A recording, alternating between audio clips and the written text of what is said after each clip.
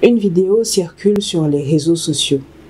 On y voit un groupe de personnes posant des actes de violence à l'égard d'un autre groupe de personnes. Le texte en légende indique qu'il s'agit des habitants d'un pays s'attaquant aux ressortissants d'un pays qui s'avère être le nôtre. Des centaines, des milliers de partages résultent à leur tour à des actes de violence également, pire, à des massacres. Dans un autre cadre, une annonce officielle déclare la mort d'une personnalité publique.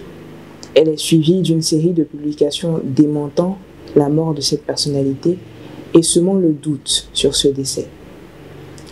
En tant que spectateurs, nous ne pouvons pas imaginer les répercussions sur la famille du défunt. Si ces situations vous semblent familières, c'est parce que nous y avons été confrontés au moins une fois au cours de nos utilisations du média Internet.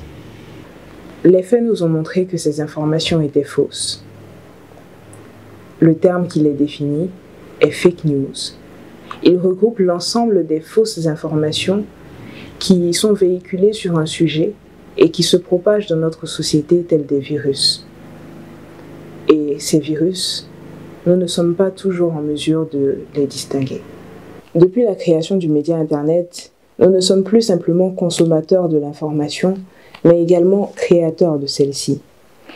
Nous nous devons donc d'être responsables vis-à-vis de ce que nous publions et partageons. Pour cela, il nous faudra éviter de laisser nos émotions nous diriger dans nos décisions et rester objectifs. Si nous ne sommes pas à la base de l'information et que nous ne faisons que la partager, il nous faut garder constamment à l'esprit 3 questions. Est-ce vrai? Qui en est à la base? Est-ce une annonce d'un organisme officiel? Même après avoir répondu à ces questions, il nous faudra rester prudents. Ceci est un message de sensibilisation sur le thème Fake News. Je suis Sharon Fakoundé, candidate numéro 35 au concours Miss 2.0. Merci.